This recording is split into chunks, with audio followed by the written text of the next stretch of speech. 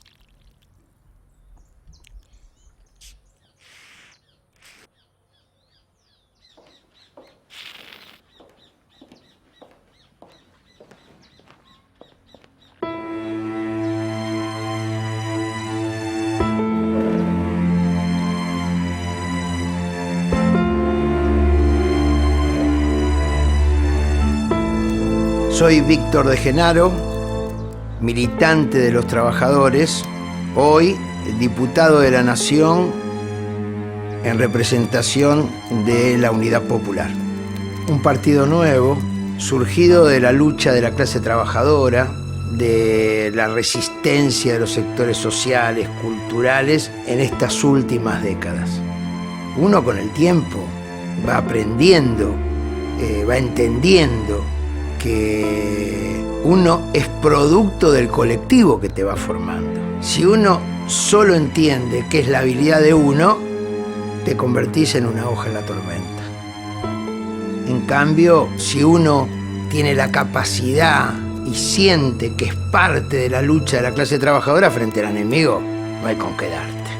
Por eso, el 10 de diciembre de 1977, cuando el gremio estaba en riesgo en plena dictadura, fundamos ANUSATE, Agrupación Nacional de Unidad y Solidaridad de ATE.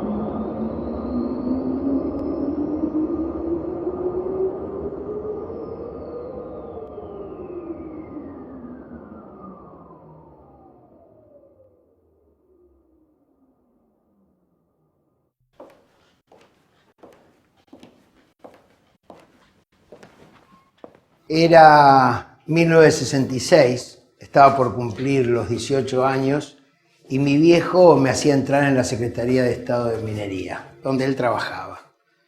Era la tradición. Años después iba a entrar mi hermano Eduardo. En esa época uno entraba a trabajar y era para toda la vida. Era metalúrgico para toda la vida, ferroviario para toda la vida. Y para mí era bueno entrar al laboratorio químico porque pensaba estudiar física en ciencia exacta. Del sindicalismo, ni idea. No estaba en ninguno de mis planes. Che, Víctor. Sí. Los compañeros de pinturería están todos de acuerdo. Bien. Decile que la asamblea la hacemos en el comedor.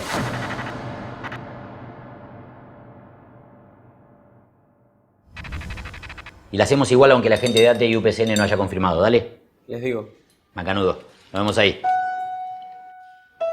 La carrera universitaria para ese lado duró 1 año y medio, ¿no? Me fue ganando otra cosa. Historia, la fotografía.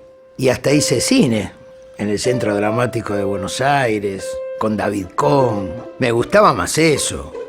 Era la pasión. Es más, ni de casualidad pensaba ser dirigente sindical, porque en realidad para mí eran todos burócratas.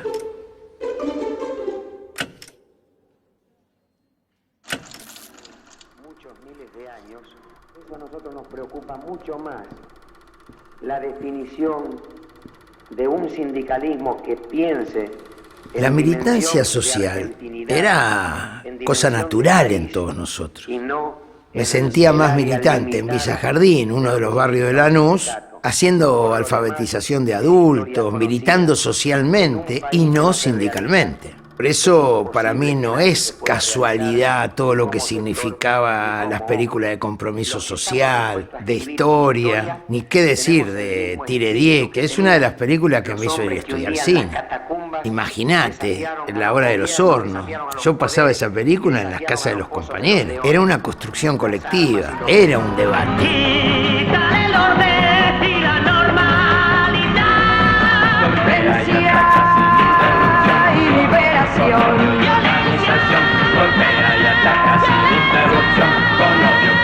Fernando, tengo un minutito que le quiero hacer una pregunta. Recién hablábamos con Getino de un intento de hace 5 años de dar la hora de los hornos. En aquel momento el instituto la prohibió. En este momento, como paradoja, que Getino está al frente del ente de calificación, ¿es su ubicación al frente del ente que permite que salga esta película de ustedes?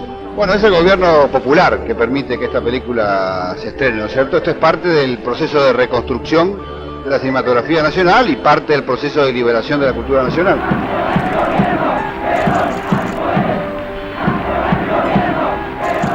Yo he aprendido que el tiempo es muy relativo. 49 días duró el gobierno de Cámpora. Y en nuestra vida fueron años. Que asumió Condor Ticós, presidente de Cuba, y Salvador Allende, presidente de Chile. Ellos en el balcón y nosotros en la plaza desbordándola.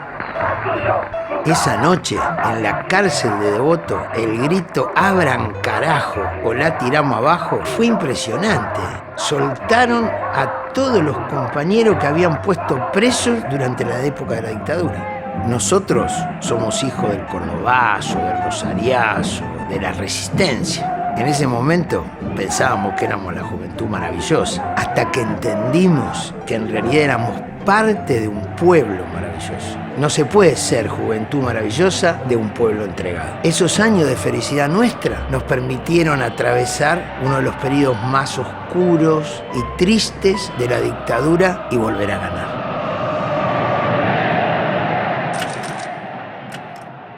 La CGT de Ongaro, la CGT de los argentinos, contra la CGT de Bandor duró 3 años. Y fue una discusión entre los burócratas autoritarios y los democráticos combativos. En esa corriente yo empecé a militar. El 28 de marzo de 1968, ante una convocatoria de las autoridades que tenían la CGT en nuestro país, se reunieron los delegados de todos los gremios y de todas las regiones de nuestra patria. En ese congreso, que fue denominado Congreso Normalizador Amado Olmos, se constituyó, con la voluntad legítima de las bases de los trabajadores, la CGT de los argentinos. Y aunque nos gustaba esa CGT de Ongaro, no era un militante permanente. Uno se formaba en la Resistencia, en Lanús mayoritariamente eran peronistas y uno iba creciendo en esa identidad. Después del 70, en realidad empezamos a participar más. Nosotros no formamos parte ni de la Juventud Sindical Peronista, pero tampoco de la JTP. Sacamos un material muy interesante que decía que nosotros no aceptábamos ser jóvenes de unos o jóvenes de otros, sino que para nosotros la contradicción fundamental era explotadores contra explotados. Por eso, agrupación de trabajadores estatales peronistas. Veníamos formados en esa identidad. Fuimos a ver a los gremios y UPCN nos dijo que no, y ATE nos abrió las puertas. Y empezamos a construir ATE en minería. Y en septiembre de 1973 me eligieron secretario general de la Junta Interna de Minería. Gracias por todo. Gracias, compañero, por la confianza. Gracias por venir. Bueno, más allá de que estamos adentro de la Asociación Trabajadores del Estado... Como dijo mi viejo, ahora vas a tener que elegir. O te aplauden los compañeros o te aplauden los jefes. Los dos al mismo tiempo no te pueden aplaudir. Y es absolutamente así. Nuestro compromiso es con ustedes y con la realidad del país. Gracias, compañero. Muchas gracias.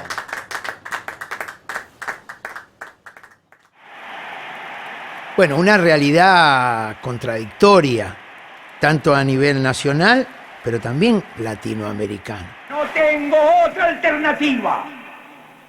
solo acribillándome a balazos podrán impedirme voluntad que hacer cumplir el programa del pueblo.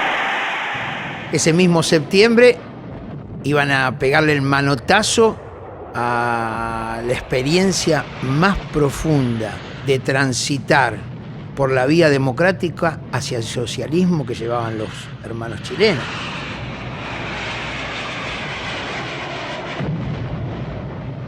Va a hablar en este acto multipartidario en memoria de Salvador Allende, y a él queremos preguntarle sintéticamente su opinión sobre el golpe del 11 de septiembre.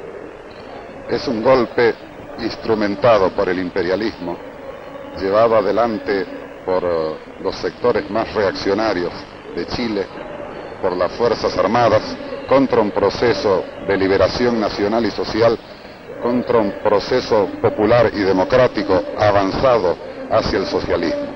Ellos han querido impedir, como tratarán de hacerlo en toda Latinoamérica, como tratan de hacerlo en nuestro propio país, que el pueblo, que la clase obrera, que los sectores de toda la sociedad puedan liberarse y trazar su propio destino. El 23 hay un nuevo comicio en la Argentina. Queremos su opinión acerca de él y su pronóstico, si es posible. Bueno, yo creo que esta es la segunda parte en carácter de repetición del 11 de marzo. Gracias, muy amable. Gracias. Nosotros, sin embargo, no éramos tan conscientes de este cerrojo que iba aislando a la transformación en la Argentina. Estábamos muy entusiasmados, vitales, soñando con todo ese protagonismo que veníamos después de tantos años de recuperar la democracia y la vuelta al peronismo. Desde todos los puntos del país llegan las columnas populares para integrar la concentración más numerosa en la historia de nuestra patria. El movimiento justicialista y el gobierno nacional invitaron a todo el primer cimbronazo lo íbamos a tener el 20 de junio, ¿no? El 20 de junio iba a ser quizás un baño de realismo profundo.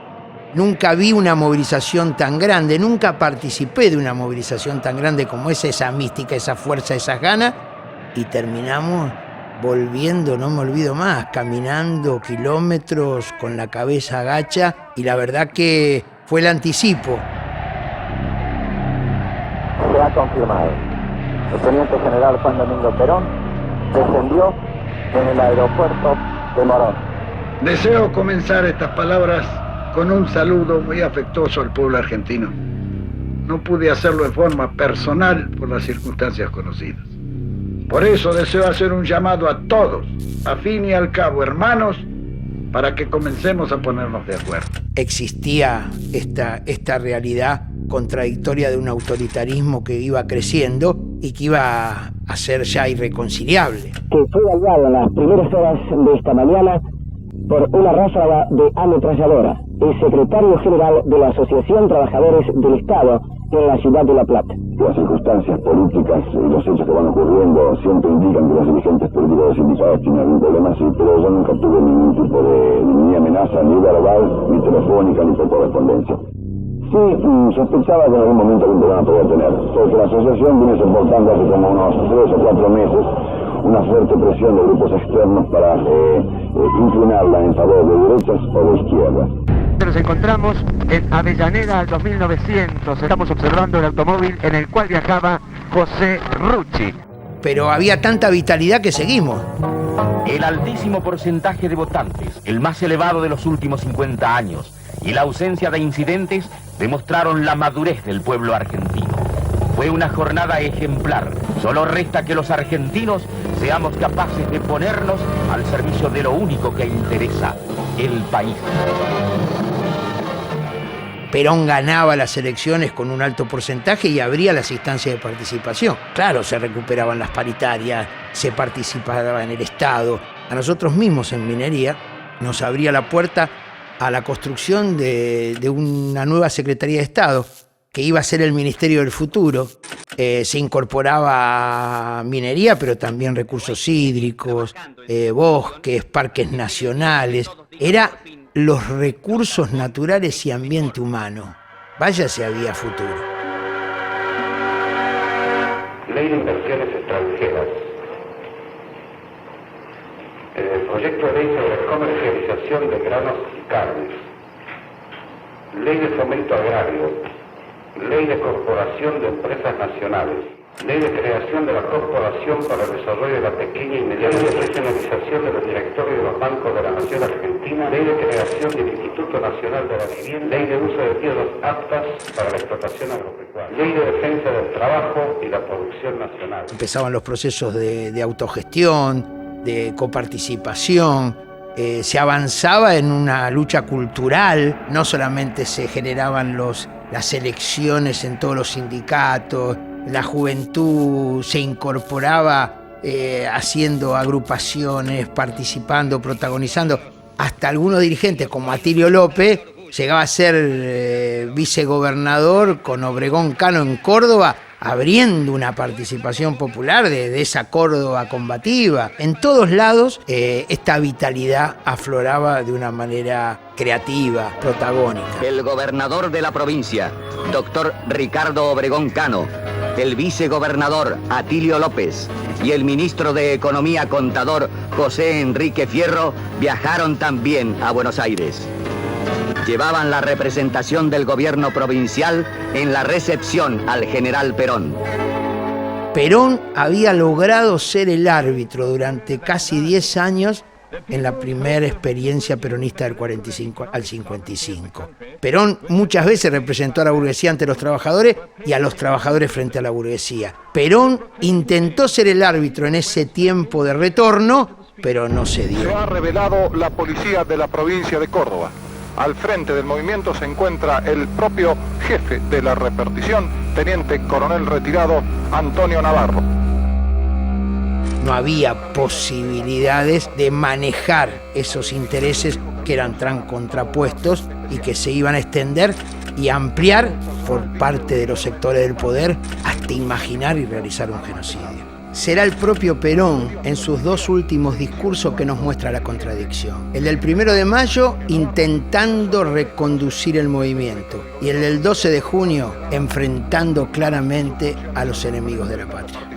21 años, las organizaciones sindicales se han mantenido inconmovibles. Y hoy resulta que algunos imberbes pretenden tener más mérito que durante 20 años. La renuncia de Perón frente a los apretes del poder económico y financiero es rechazada por esa movilización popular espontánea reunida en Plaza de Mayo. Y coherentemente con toda su historia, Perón termina reconociendo a su pueblo como su único heredero. Sabemos que tenemos enemigos que han comenzado a mostrar sus uñas,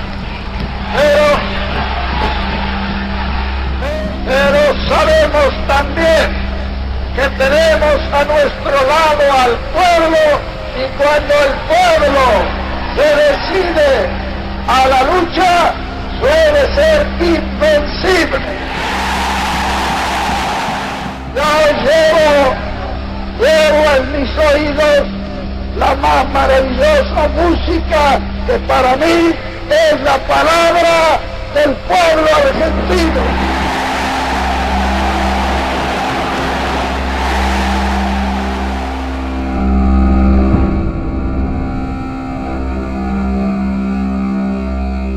Ya estaba muerto Perón, el gobierno entró en una crisis impresionante, las 3A, con López Regas a la cabeza, empieza a matar compañeros, a aterrorizar a todo el campo popular, y económicamente nombran a un ministro de Economía que produce una gran devaluación. Nada nuevo. O sea, intentan aplicar en democracia lo que van a aplicar en la dictadura: terror y política económica antipopular. Y el 27 de junio de 1975 se produce una rebelión popular, la rebelión popular. Y todo el día la gente colmó la Plaza de Mayo. No hay ningún dirigente sindical, ninguna organización que se pueda poner en el balcón. Era un pueblo que gritaba lo que no queremos. Fuera López Rey Rodrigo. Ese día empezó el golpe. Ese día dijeron: a este pueblo no hay con qué darle.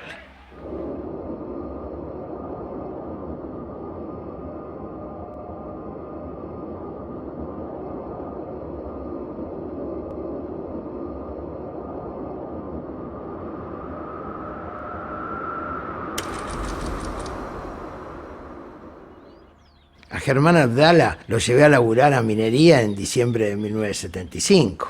Fue al sector de pinturería y discutíamos el país, el mundo, todo. Buenas. Germancito. Mirá. Quedaron linda, ¿no? Sí, están bien. Che, algunos compañeros están pensando en la discusión chica. Lo importante es hacerles saber que tienen que escapar de las falsas consignas, los falsos debates. Además, tenemos que plantear que los trabajadores tenemos que ser solidarios y ser parte de una verdadera transformación social.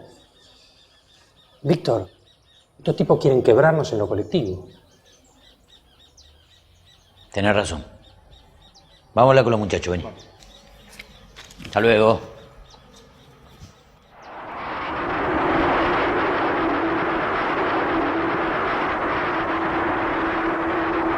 Ya Horvath y Quagliaro eran las dos referencias de líneas internas del gremio antes de 1976. Y ya Horvath se empezó a dar cuenta que la próxima elección perdía. Compañeras, compañeros, vamos a escuchar ahora la palabra de nuestro secretario general. Habla el compañero Juan Roberto Horvath. Y Horvath hasta va a enorgullecerse de que Macera lo recibiera en calzoncillo. Y eso lo contó él. O sea que estábamos enfrentando a alguien que asumía como autointerventor enate de la dictadura Que militar. el mundo haya conocido y del que fuera instigador y conductor el entonces coronel Juan Domingo Perón. La casa ha sido desalojada, todos los periodistas se han ido. La señora Presidente, María Estela Martínez de Perón, según las informaciones que tenemos, ella va a continuar en su puesto hasta el último momento. Líderes del movimiento peronista advirtieron que los trabajadores opondrían resistencia a un golpe de Estado militar y exhortaron al pueblo a defender la unidad nacional. 21:30 acaban de arribar a Casa de Gobierno el ministro de Economía y el ministro del Interior. El 23 de marzo a la noche se decía que iba a haber golpe. Con Luis Vila vivíamos los dos en barraca, en distintos lugares, pero esa noche comimos con él y me quedé ahí. Y a las 6 de la mañana me despierta diciendo, mirá que están pasando en la radio la marchita militar, Comunicado número 1 de la Junta Militar. Se comunica a la población que a partir de la fecha el país se encuentra bajo el control operacional de la Junta Militar. Firmado. Y bueno, fuimos cada uno para su laburo. Él fue para asado, yo me fui para minería. En realidad no teníamos ni idea lo que íbamos a hacer. Bueno, tomamos la decisión y vamos para adelante. No hay Y marcha nos atrás. reunimos ahí con la comisión. Me tocó escribir una frase, claro, era el secretario general. Y escribí, compañeros, la única legalidad que reconocemos es la que emana de la legitimidad del voto de nuestros compañeros. Por lo tanto, vamos a seguir siendo sus dirigentes hasta que ustedes opinen lo contrario. Ante cualquier abuso de la patronal o de la jefatura, dirigirse inmediatamente a los delegados para que obremos en consecuencia.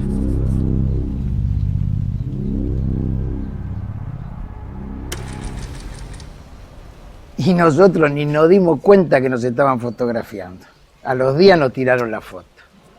Claro, después nos echaron, a Adolfo Samper y a mí. Yo tuve la posibilidad de, después de un tiempo, de trabajar de diariero. Pero ese 24 de marzo me cambió la vida. A partir de ese día, nunca más dejé de ser un militante de los trabajadores. Pusimos ahí un montón de cosas que son el resumen de nuestro pensamiento. Y va a ser muy importante para toda mi vida. La legalidad y la legitimidad. Por eso nunca reconocimos a estos tipos. Se comunica a la población que todas las fuentes de producción y lugares de trabajo, estatales y privadas, a partir de la fecha, serán consideradas objetivos de interés militar. Firmado Jorge Rafael Videla, Teniente General, Comandante General del Ejército. Orlando Ramón Agosti, Brigadier. El golpe del 76 no vino por la guerrilla. La guerrilla ya estaba derrotada, política y militarmente, mucho antes. Vinieron porque habíamos crecido en organización los trabajadores. porque había hasta control de las empresas y la producción por parte de los trabajadores, porque había aumentado la democracia en el sector de trabajo. Martínez de Hoz, con toda claridad, una de las figuras más nefastas de la historia argentina, iba a decirnos que para terminar con la rabia hay que matar al perro. Y matar al perro significaba matar a la clase trabajadora. Hemos dado vuelta una hoja del intervencionismo estatizante y agobiante de la actividad económica para dar paso a la liberación de las fuerzas productivas. Sufrimos la anulación de los convenios colectivos o la suspensión de las paritarias, el aumento del horario de trabajo y las intervenciones de las organizaciones que peleaban. Frente a esto surgieron luchas históricas, como la de los trabajadores de Luz y Fuerza, la de los telefónicos o la del puerto de Rosario. Para ese entonces, Germán queda dentro de Minería. Todavía no había hecho una aparición pública de su militancia y eso lo salva. Queda uno adentro y uno afuera. ¿Sabes lo que era eso para nosotros? Yo podía dar la cara más públicamente, pero él estaba ahí todos los días militando y hablando con los compañeros. Entre nosotros están pasando cosas. Esta gente, ya sabemos nosotros lo que quiere, que no es ni más ni menos que lo que quiso siempre con la Argentina. La decisión inquebrantable que tiene la Asociación Trabajadores del Estado. Nosotros nos referenciábamos de lejos con Héctor Quagliaro. Empecé a entrar en confianza más de cerca a partir del 75. Pero la dimensión política para nosotros empezó mucho más a partir del golpe militar. Ese Quagliaro que junta la historia del 55 con ese instante. Nosotros no teníamos la dimensión de lo que había sido el Rosariazo. Eso fue Quagliaro, nuestro puente con aquella historia. Y en la práctica, con compañeros con los cuales va a depender nuestra vida. Recién nos vamos a conocer en La Falda, en diciembre del 76, en un congreso donde vamos a ir a cuestionar a Horvath por formar parte de una delegación del movimiento obrero que va a Ginebra a defender a la dictadura o a hacer de cuenta que no pasaba nada en el país. Compañeros, quisiera que nos calmáramos y diéramos comienzo a este congreso. En la inauguración, Horvath nos explica las cosas políticas y nos dice, como ustedes saben, no se puede hacer manifestaciones políticas. Como ven, estamos acompañados por la gente del Ministerio del Trabajo de la Nación. Y dice, y espero que puedan volver sin problema, ver a la familia. Y así terminó la inauguración. El tipo sabía que había mar de fondo entre todos los delegados. Espero que con este congreso podamos definir el futuro del sindicato. Pero, por sobre todas las cosas, que podamos volver a nuestros hogares y estar con nuestras familias. Estábamos indignados. Y comenzamos a silbar la marcha. Y a los 3 segundos estábamos todos cantando la marcha peronista con una fuerza que Horvath decía, no, paren, esto no se puede. Y hay marchas peronistas que se usaron para parar lo que se piensa, ¿no? Pero esta era una marcha contra Horvath, contra la dictadura. Era para sacarnos de encima todo lo que nos aplastaba. Envalentonado con eso, esa noche dijimos hay que echarlo. Y terminamos discutiendo en la pieza del hotel y la verdad que teníamos fuerza para hacerlo. Basta de Horvath. Hoy quedó demostrado que el tipo no tiene suficiente apoyo. Y muchos ven en Héctor a la persona que como secretario general va a defender nuestros intereses. Además, si no lo echamos, nos echa él a nosotros. Yo estoy con Víctor.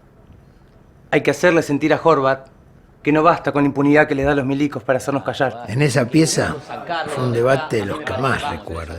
Ya todos sabemos acá quién es Juan Horvath. Hoy quedó demostrado. Pero miren, muchachos, es preferible el peor de los nuestros al mejor de los milicos. Hay que ir con calma, es cosa seria, hay que ir a paso firme. Claro, nosotros teníamos tanta bronca e ímpetu que lo podíamos echar por traidor. Pero él Sabía que íbamos a cobrar más de la cuenta. Después lo entendí. Héctor había aprendido en toda la resistencia del 55 al 73. Y él sabía que en la dictadura lo más importante era cuidar a los compañeros y a la organización. Y bueno, cuando llegamos de allá, a nosotros nos echan por cánticos montoneros. No era broma. Poner en una resolución oficial por cánticos montoneros era mandarte en cana o cualquier otra cosa. Y en enero lo echan a Héctor Quagliaro. Y cuando lo vamos a ver, nos dice, bueno, hay que hacer la agrupación. Sí, si el gremio está entregado, hay que hacer una agrupación. Tenemos que seguir siendo dirigentes. Es hacer un sindicato, es hacer una organización de trabajadores que sea paralela. Y fuimos formando la agrupación. A partir de ahí surgió una estrategia. Sobrevivimos dando la cara. Fue una pelea por la legalidad. Nosotros no teníamos nada que ocultar. Le avisan a Quagliaro que en cualquier momento lo pueden detener. Todos los militantes terminamos trabajando lo que podíamos. Nadie te contrataba en esa época. Quagliaro se hizo tachero. Me dijo, bueno, acompáñame que vamos a ir a recorrer Entre Ríos, Corrientes, Misiones y bueno. Y fue impresionante.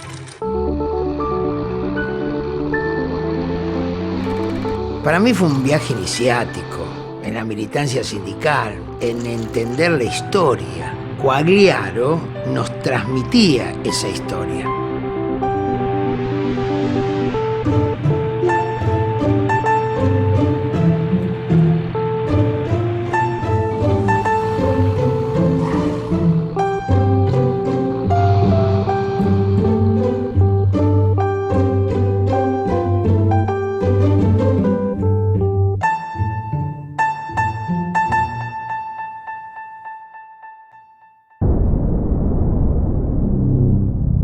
Lo primero que empezamos a recibir fueron las prescindibilidades. Y empezó a aparecer no solo eso, los prescindidos, sino comienzan a desaparecer los compañeros. El compañero Arce, secretario general del Consejo Agrario, lo secuestran. Y ahí, bueno, ¿qué hacemos? ¿Qué no hacemos? Y empezamos a hacer gestiones y nos empezamos a meter en una tarea que ni siquiera habíamos pensado que recibían los funcionarios con el arma en la mesa. Y nos encontrábamos en los lugares sin saber quién era el otro. No teníamos conciencia que allí, por ejemplo, se estaba formando las Madres de Plaza de Mayo. Ya no sabemos a quién recurrir. Consulados, embajadas, ministerios, iglesias. Todas partes se nos han cerrado. Todas partes se nos han cerrado las puertas. Dicen que son subversivos, que muestren la cara y digan por qué. Mis hijos los eran subversivos, trabajaban y estudiaban. Eso es lo que hacían. Y te podían detener, te podían torturar, pero desaparecer no estaba en nuestros cálculos. Al dirigente de los trabajadores lo puede desconocer la patronal, la jefatura, los militares, el gobierno, pero no te pueden desconocer tus compañeros. Se puede ser ilegal, pero no clandestino.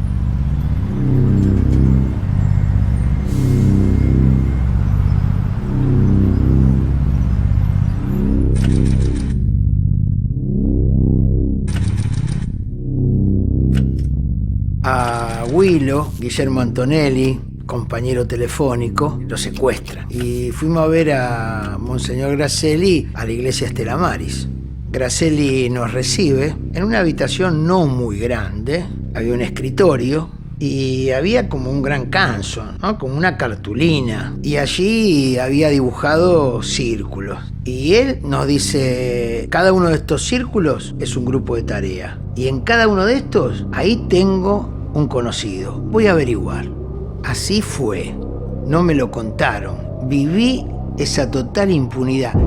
Y nos lo tiraron a las 5 de la mañana, desnudo en la puerta de ATE, como para que no quedaran dudas.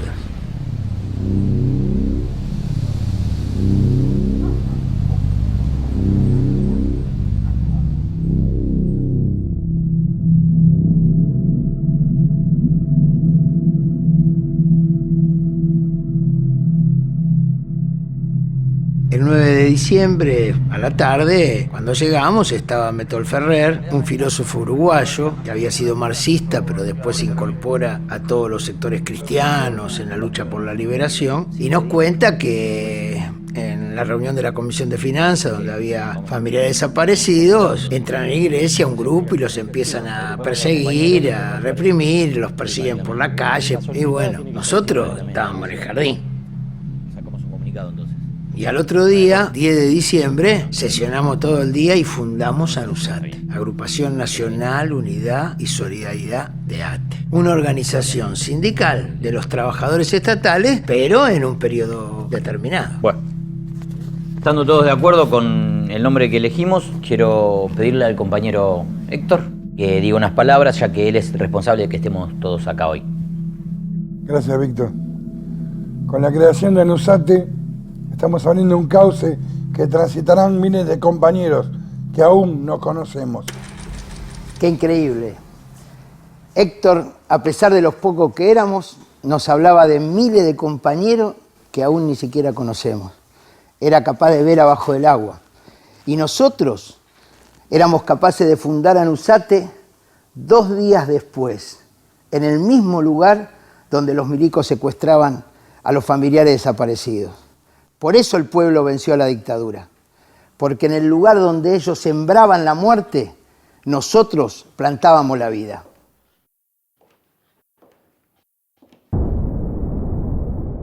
Al otro día, como era domingo, yo me levanté muy temprano porque tenía que ir a hacer el reparto de diarios, que era mi laburo. Y cuando vuelvo, como es lógico, traigo todos los diarios y estábamos desayunando y Cacho Mengarelli, que era de Villa María, Córdoba, estaba leyendo el diario y dice, che, lo del secuestro fue acá. Che, pero lo de los secuestros fue acá. No lo podíamos creer.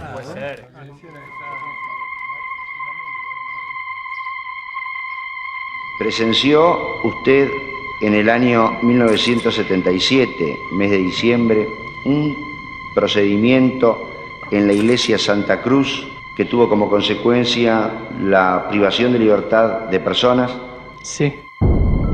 Yo salía de la iglesia, veo que estaban tironeando a 2 mujeres. Lo que más me impresionó fue el movimiento de gente y las armas. Y escucho gritos, quejidos o llantos, no sabría precisar bien, de dónde es la entrada de la parroquia, que es hacia mi izquierda.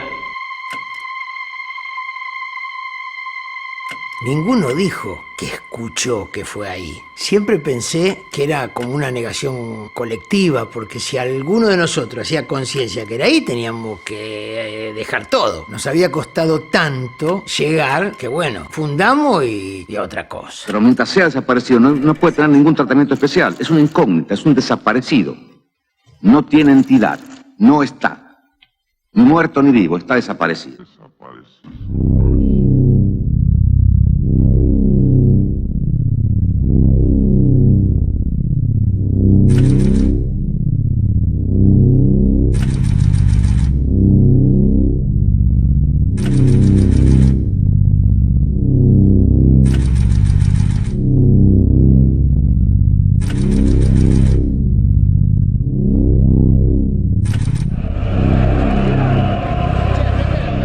1978 fue el año que a nivel internacional, a raíz del Mundial de Fútbol, hizo visible la realidad de la Argentina.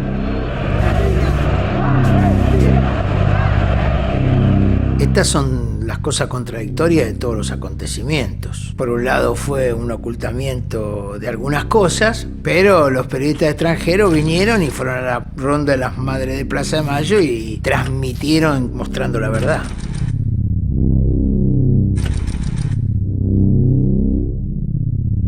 Durante el Mundial, desde la Comisión de los 25, que reconocía a los sindicatos intervenidos, que reconocía a las conducciones del 24 de marzo del 76, en 1977 resuelve no ir a Ginebra.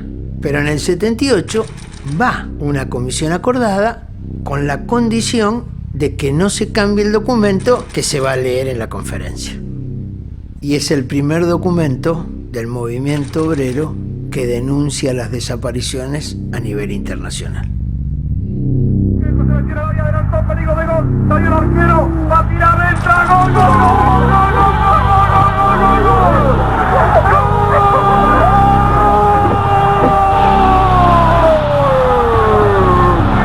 Argentina fue, Holanda 1.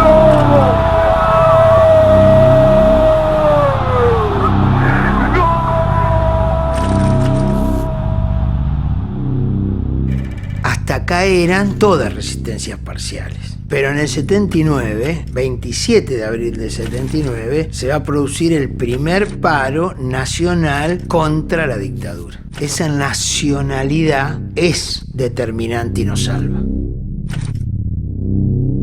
Habíamos parado. Claro, no fue un parazo, pero se sintió en muchos lados. Fue la nacionalización de la pelea. Y al año siguiente, 1980, ante la defección de algunos dirigentes, se forma la CGT Brasil. Brasil es simplemente porque era la calle donde funcionaba. Y a mí me incorporan a la mesa de conducción de las agrupaciones gremiales peronistas. Empezábamos a estar en la conducción del movimiento obrero.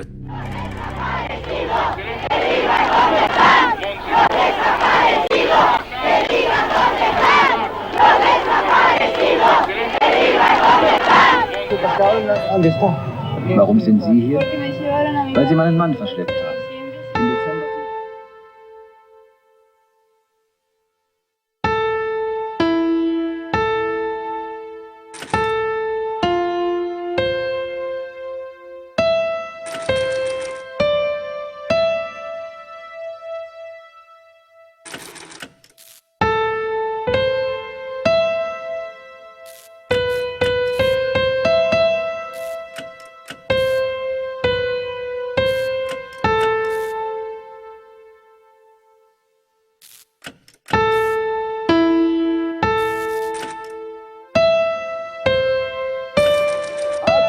País a gritar todos con nosotros. Argentina campeón del mundo.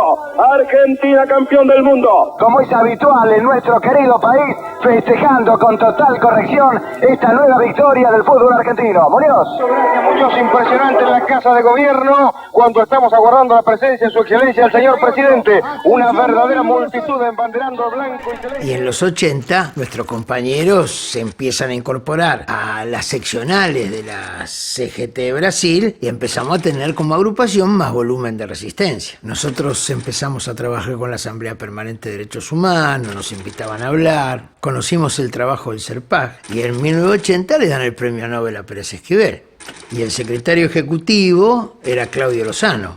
Y ahí conocí a Claudio, organizando el homenaje que con Ricardo Pérez le íbamos a hacer en nombre de todo el movimiento obrero. El 7 de agosto va a producirse la marcha San Cayetano, marcha multitudinaria. Bueno, multitudinaria para esa época, 15.000 personas movilizadas en tiempo de la dictadura, ¿no? Pero eso significaba que ya la dictadura tenía los días contados.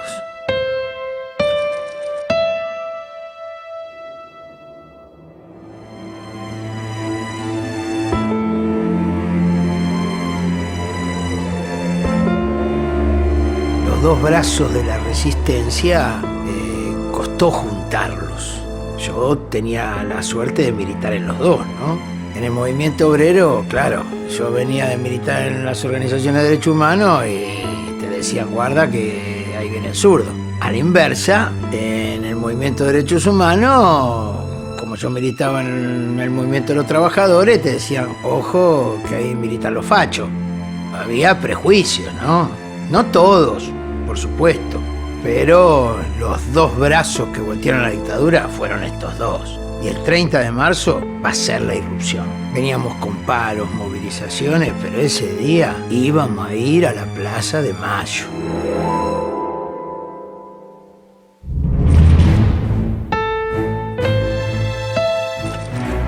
Y la verdad, no teníamos dimensión de lo que estábamos convocando.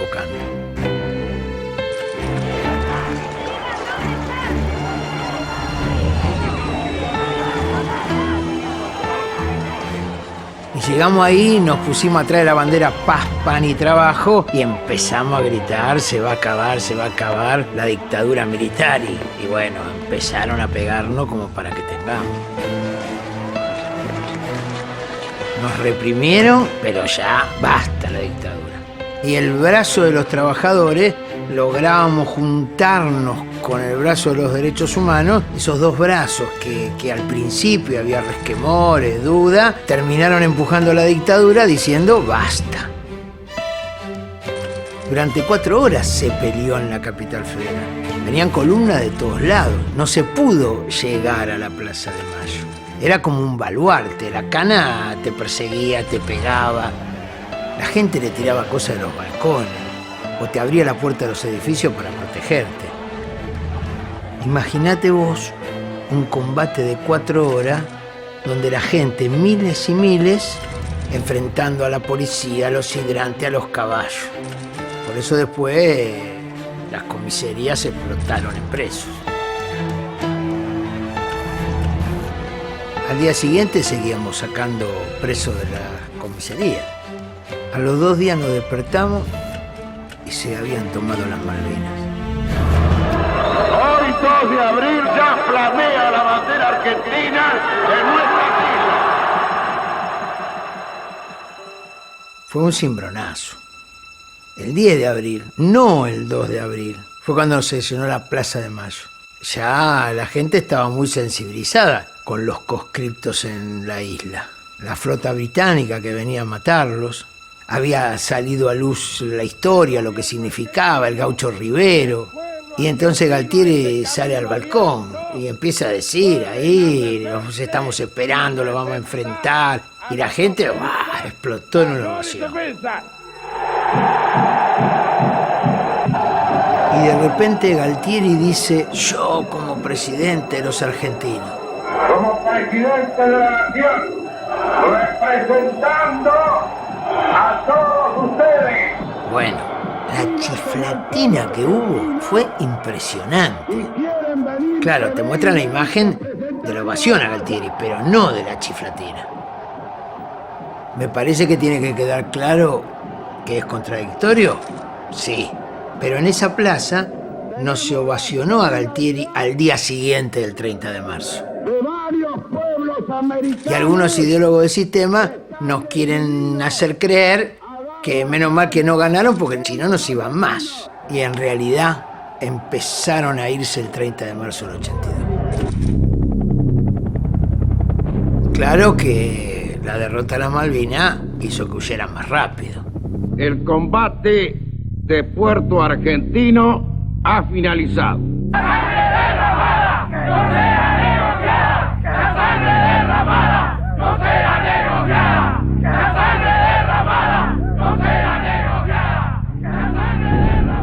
Ahí aparecieron los partidos políticos.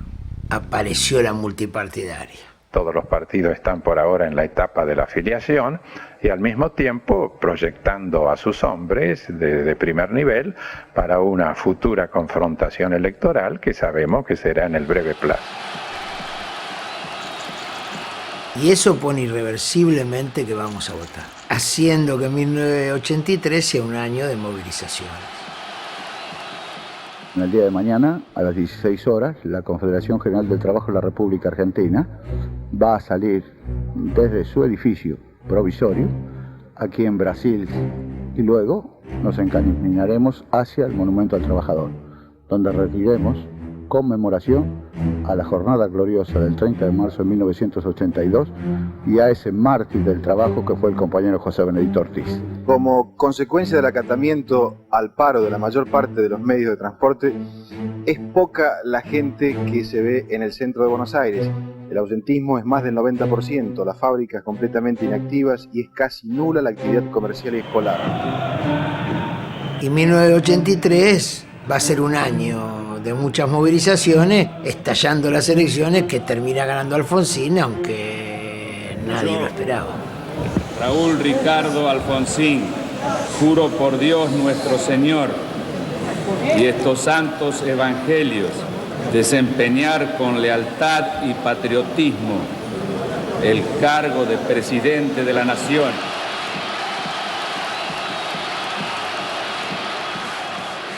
Como les venía diciendo, ANUSATE se formó a finales de 1977. Nosotros estábamos expulsados. No podía ir yo al sindicato. Estaba Germán, y en realidad en el plenario Germán descollaba. Ya empezaba a ser la referencia de toda la capital, y en especial de la camada más joven. Y también de mayor debilidad de todo el movimiento obrero. Mirá, Germán, hoy el radicalismo se está adueñando de todo el discurso sobre la recuperación de las instituciones e intentando atomizar aún más al movimiento obrero, que en su mayoría es peronista, ¿entendés? Esto está planteado a través de este proyecto de ley presentado por el ministro Mucci, en complicidad con el Movimiento Nacional de Renovación Sindical como aparato, ¿entendés? Nosotros tenemos propuestas claras de cómo debe ser una organización de trabajadores, de cómo debe ser nuestro gremio, cómo se debe diferenciar del resto. El camino. Las juventudes políticas del 83 fueron un reverdecer de la militancia. Y así como fue Quagliaro con nosotros, ahora nosotros éramos el puente con esas generaciones. Y esas generaciones había que ganarlas. De la democracia. Y con la legitimidad que da la clase trabajadora, como siempre dice Víctor. La consigna que guía toda la campaña de democratización de nuestro gremio es por la reconstrucción y la renovación de ATE. Esta consigna la venimos forjando desde los orígenes de ANUSATE, porque no es una cuestión de dialéctica política o cuestiones de campaña como viene haciendo el gobierno. Esta es una convicción de los trabajadores.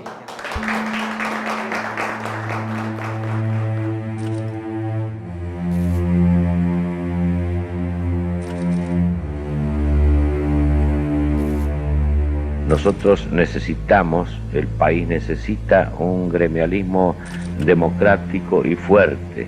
Creemos que el procedimiento más rápido y más adecuado para lograrlo es este proyecto que ha llegado al Congreso, y los dirigentes gremiales opinan que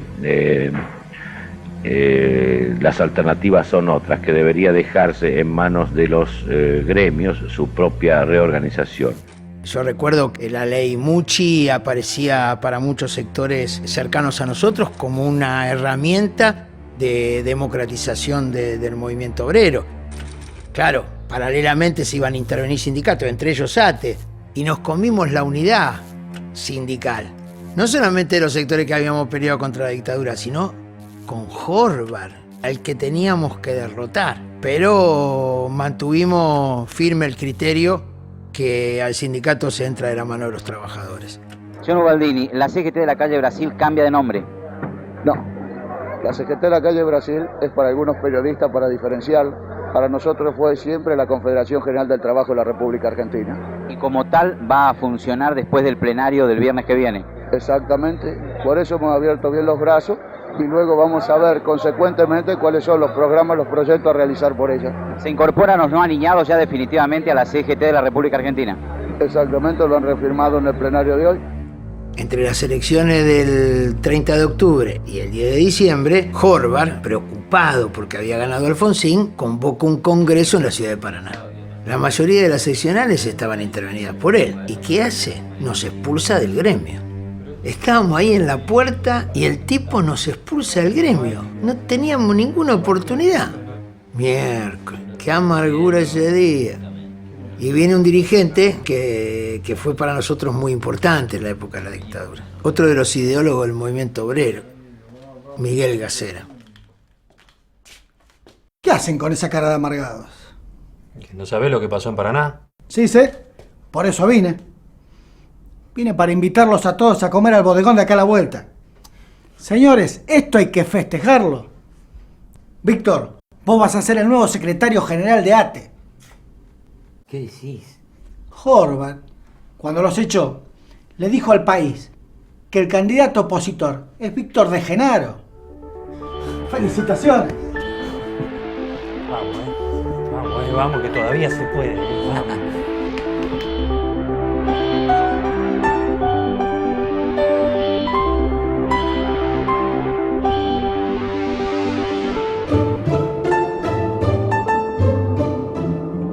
Germán era muy vivo y tenía un olfato para adivinar cuál era el tiempo, el instante correcto, como jamás lo vi en nadie. Y dijo, bueno, hay que presentar la lista. Ahora estábamos expulsados. Y bueno, hicimos un congreso en el Margarita Sirú que fue la hermosura. Estábamos expulsados del gremio Y en el Margarita Xirgu teníamos lista para presentarnos en 9 seccionales de las 54 que existían. En el Congreso estuvieron presentes dirigentes como Digón, Ricardo Pérez de los 25 y sobre todo la figura central de legalidad que fue Adolfo Pérez Esquivel. Era el Premio Nobel de la Paz, era una figura muy fuerte para nosotros y eso nos alentó. A partir de ese congreso, Anusate se comenzó a desplegar en todo el país. Nos desplegamos en todo el país ya comenzando a pelear las elecciones. Éramos el espacio del anti-Horvath. Después construimos lo nuestro, pero primero fuimos el anti-Horvath. Fuimos una historia y una conducta colectiva. Y él le puso nombre y apellido al echarnos. Y me acuerdo que sacamos un cartel que decía Horvath o Anusate. Y pusimos todo lo que Horvath había hecho en la dictadura y todo lo que había hecho Anusate. Fue nuestro primer cartel de identidad. Y se popularizó mucho ese cartel, Y tuvimos que presentar lista con miles de cargos, que fue una hazaña. Y encima, después que nos legalizaran y que nos votaran los compañeros, que era lo más importante. Nos habíamos preparado con todo, formado los fiscales, juntado la guita que necesitábamos. La política nos traía los recursos. No, la verdad fue una campaña hermosa. Y lográbamos ganar 19 seccionales. Germán en Capital, Héctor Sánchez en San Juan, Cacho Mengarelli en Villa María, Martín Rodríguez en Tucumán, Picaluga en Río Tercero, Miguel Peirano en Borghi. Son algunas de esas seccionales recuperadas. Y nos transformábamos en el único sindicato de la conducción de la CGT que cambiaban sus dirigentes. Y a los pocos días asumió Germán.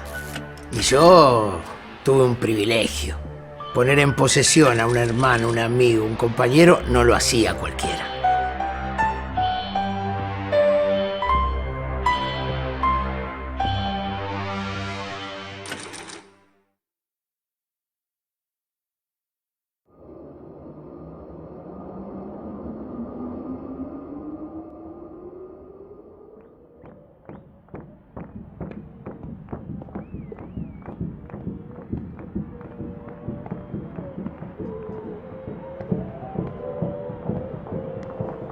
Y el 21 de noviembre de 1984, esto era una fiesta. Abajo estaban todos los compañeros que habían venido de los rincones del país a participar de esa fiesta. Arriba, Carlos Custer hacía la presentación y Héctor Quagliaro abría ese acto como presidente de la agrupación con un discurso que nos llenaba el alma. Saúl Ubaldini nos traía el mensaje emocionado de los trabajadores que habían resistido a la dictadura. Y a mí me tocó el privilegio, el orgullo, no solo de compartir todo lo que habíamos hecho para llegar hasta acá, sino de todo lo que íbamos a hacer para concretar esos sueños. Hay que abrirse a la democratización. El proyecto es ese, en los trabajadores y en todos los órdenes. La libertad y la democracia sindical está en nuestra esencia. Por eso la primera resolución fue: se acabaron las expulsiones, se acabaron las sanciones y en este gremio no se expulsa más a nadie por pensar distinto. Sabemos que hay mucha alegría, pero también sabemos que los momentos que se avecinan para los trabajadores del Estado y para nuestro país no son totalmente fáciles o gratuitos.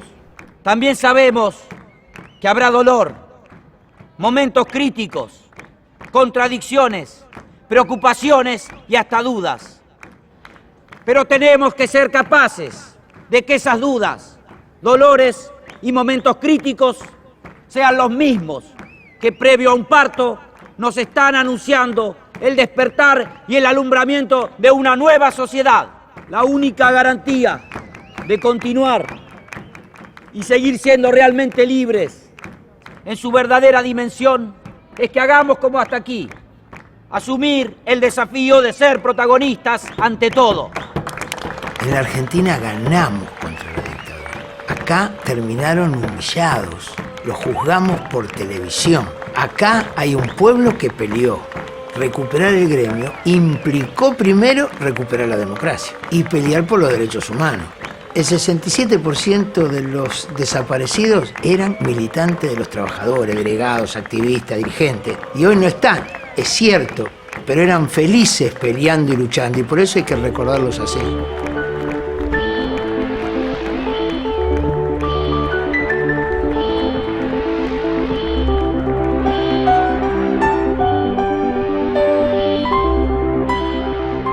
Hemos mantenido una fe inquebrantable en los trabajadores, voluntad política y fe en los trabajadores, porque se ha cumplido el principio fundamental que siempre respetaremos, que jamás reconoceremos otro poder que no sea el que emana de la legitimidad que da la clase trabajadora con su actitud.